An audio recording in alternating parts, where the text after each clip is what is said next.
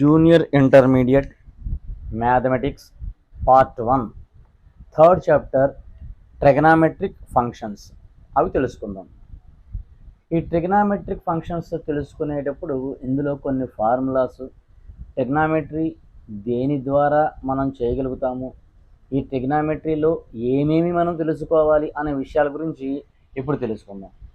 ట్రిగనామెట్రీలో formulae, values ఇవన్నీ గుర్తుపెట్టుకోగలిగితే మనము ట్రిగనామెట్రీలో problems చాలా ఈజీగా చేయడానికి అవకాశం ఉంటుంది. Third chapter trigonometric functions.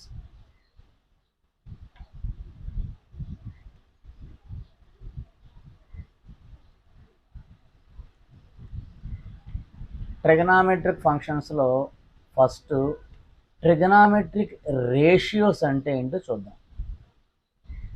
Trigonometric ratios ఏంటి? సైన్, దీన్ని SIN అని కూడా రాయొచ్చు. కోసైన్, దీన్ని COS కాస్ అని కూడా రాయొచ్చు. టాంజెంట్, దీన్ని టాన్ అని కూడా రాయొచ్చు. కోసికెంట్, దీన్ని కోసిక్ అని కూడా రాయొచ్చు. సీకెంట్, దీన్ని SEC సీక్ అని కూడా అనొచ్చు. కోటాంజెంట్, దీన్ని COT కాట్ అని కూడా అనొచ్చు. వీటిని ట్రిగనామెట్రిక్ రేషియోస్ అంటారు. ఒక ఫార్ములాను బేస్ చేసుకుని దాంట్లో సబ్ ఫార్ములాస్ కూడా వస్తూ ఉంటాయి.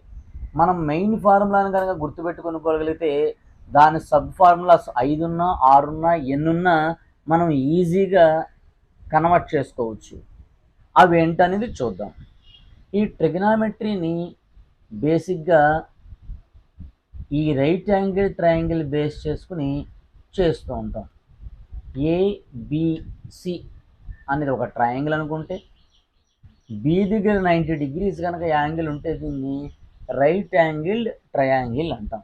అంటే ఏ ట్రయాంగిల్లోనైనా ఒక యాంగిల్ 90 degrees ఉంటే దానిని రైట్ యాంగిల్డ్ ట్రయాంగిల్ అంటాం. AC ఈ స్లోప్గా ఉండేదాన్ని హైపాటన్యూస్ అని చెప్పి పిలుస్తాం. యాంగిల్ ఇక్కడ తీసుకున్నాం అనుకోండి, ఇది అడ్జసెంట్ సైడ్ అవుతుంది, ఇది ఆపోజిట్ సైడ్ అవుతుంది. అదే యాంగిల్ ఎక్కడ తీసుకున్నాం అనుకోండి,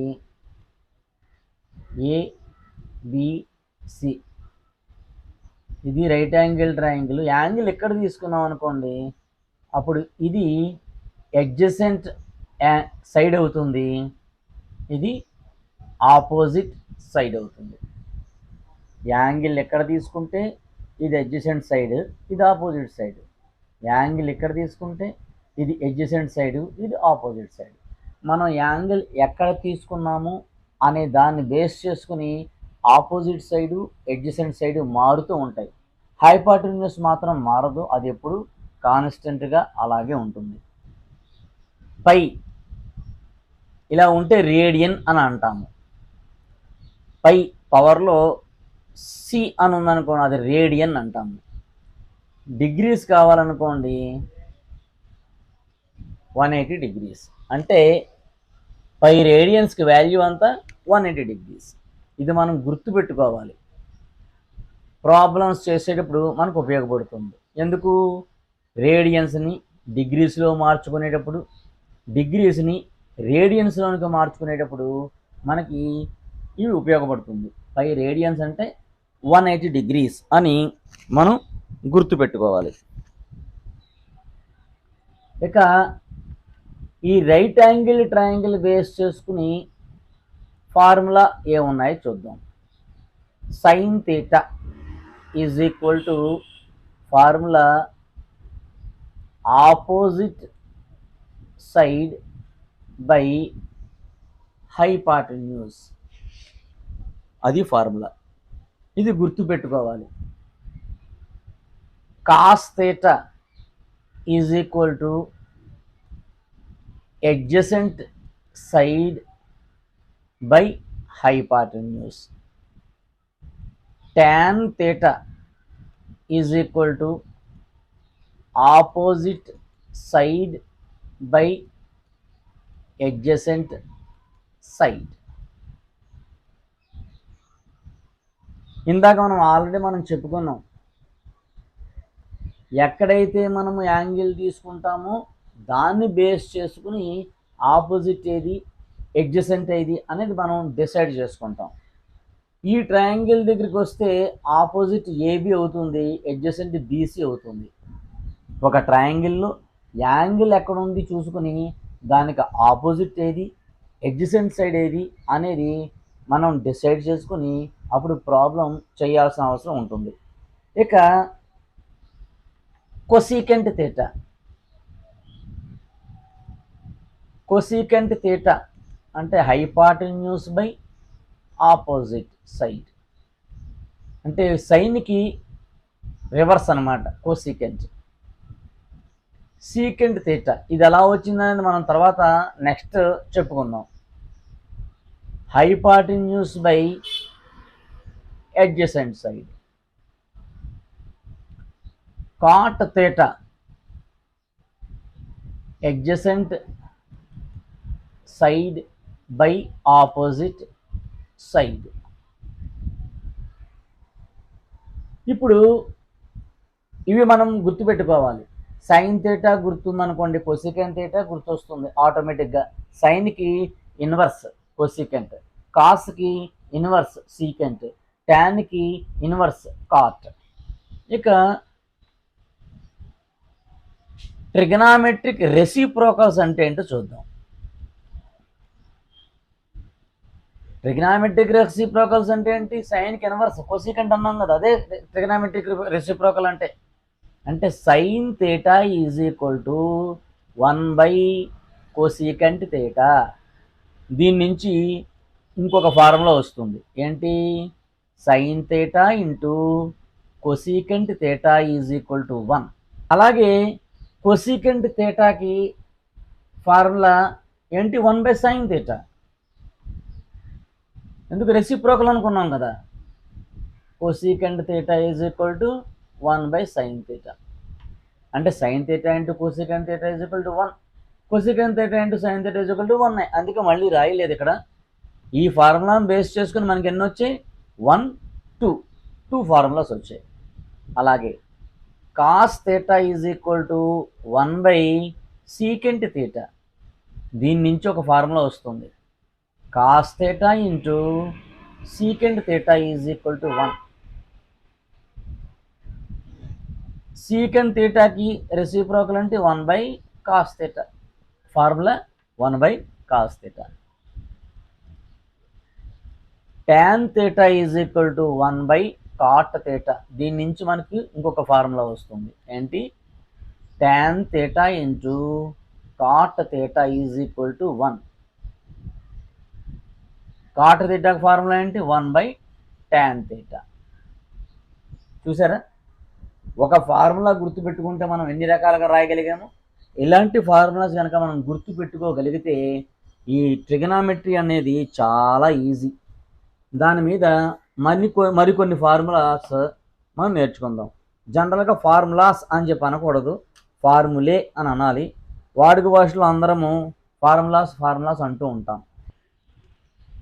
sign square theta plus cos square theta is equal to 1. దీంట్లోంచి మళ్ళీ మనకి ఇది బేస్ ఫార్ములా. ఇది గుర్తు పెట్టుకోగలిగితే మనకి చాలా ఫార్ములాస్ వస్తాయి. ఎన్ని వస్తాయి చూద్దాం.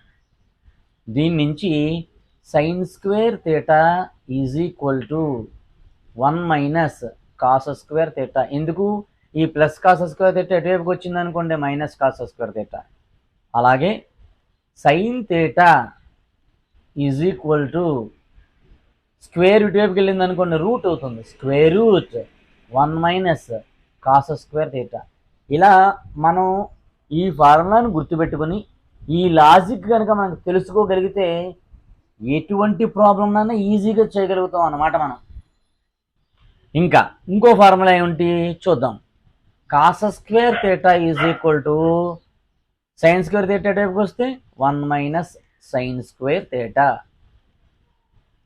Cos theta is equal to square root 1 minus sine square theta. చూసారా, ఒక ఫార్ములా బేస్ ఫార్ములా కనుక ఒకటి గుర్తు పెట్టుకోగలిగితే మనకి దాని నుంచి మరికొన్ని సబ్ ఫార్ములాస్ వచ్చాయి.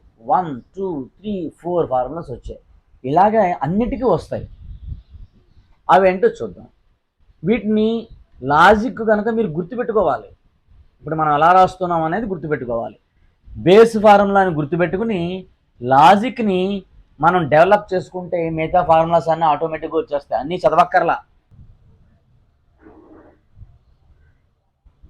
సీకెంట్ స్క్వేర్ థీటా మైనస్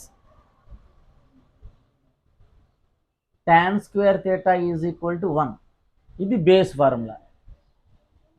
దీని నుంచి సబ్ ఫార్ములాస్ ఎన్ని వస్తున్నాయని చూద్దాం. Secant square theta is equal to minus tan square థీటాకి వెళ్తే ఏమవుతుంది, ప్లస్ tan స్క్వేర్ థీటా అవుతుంది. అంటే 1 ప్లస్ tan స్క్వేర్ థీటా. దీని నుంచి secant theta is equal to square root 1 plus tan square theta. Next ఇంకేం ఫార్ములా, ఈ మైనస్ tan స్క్వేర్ థీటా ఇటువైపుకి వెళ్ళింది అనుకోండి ప్లస్ tan స్క్వేర్ థీటా అవుతుంది. +1 ఇటువైపుకి వెళ్ళింది అనుకోండి -1 అవుతుంది. అంటే tan square theta is equal to secant square theta -1 ఇంటి మైనస్ tan స్క్వేర్ థీటా ఇటువైపు పంపించాను, +1 ఇటువైపు పంపించాను. +1 ఇటువైపుకి వస్తే -1 అంటే సీకెంట్ స్క్వేర్ -1. ఇంకో సీకెంట్ స్క్వేర్ థీటా -1. ఈ tan స్క్వేర్ ఇటువైపు పంపించాను, ఇందుకు tan స్క్వేర్ థీటా. దీని నుంచి tan theta is equal to square route secant square theta -1. చూసారా, మళ్ళీ ఒక 4 సబ్ ఫార్ములాస్ వచ్చాయి. ఇక్కడ మీకు అర్థం కాలేదనుకోండి, దీని స్టెప్ ఇక్కడ మళ్ళీ వేస్తాను, తెలుసుకోండి. Secant square theta is equal to 1 plus tan square theta.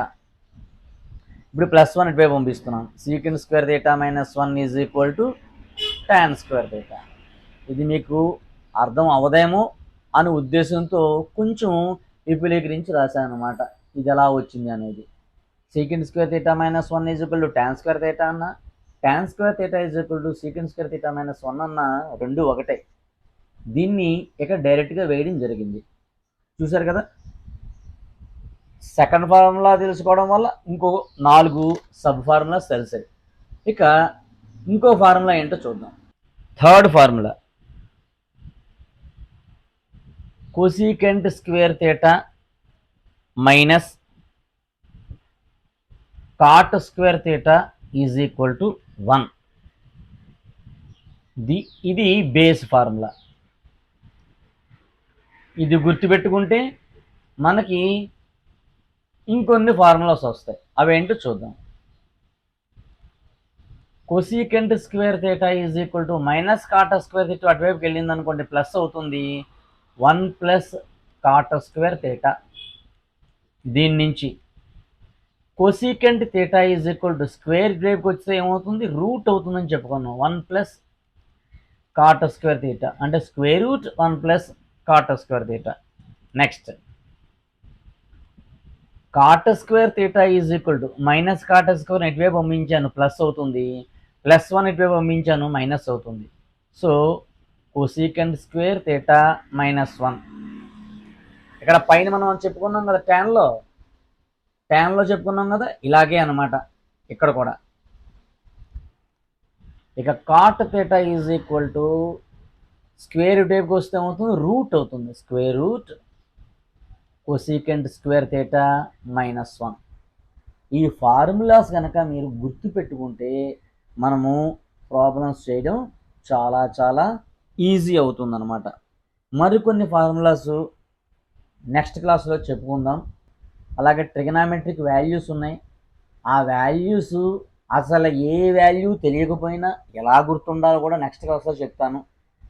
Values ఎలా గుర్తుపెట్టుకోవాలి, ఏ వాల్యూ ఎలా చేయాలి, ఎలా వేయాలి అనేది నెక్స్ట్ క్లాస్లో మనం తెలుసుకుందాం. మన ఈ ఛానల్ కనుక మీకు నచ్చినట్లయితే, ఇది మీకు ఉపయోగపడింది అని చెప్పి అనుకుంటే మరొకరికి పంపించండి. మీరు సబ్స్క్రైబ్ చేయండి, మరొకరి చేత సబ్స్క్రైబ్ చేయించండి, కామెంట్ చేయండి, అలాగే షేర్ చేయండి. మీకు ఏమైనా డౌట్స్ ఉంటే కామెంట్ సెక్షన్లో పోస్ట్ చేయండి. ఆ డౌట్స్ని నేను క్లారిఫై చేయడానికి ప్రయత్నం చేస్తాను. Please do subscribe, share, like and click on bell icon.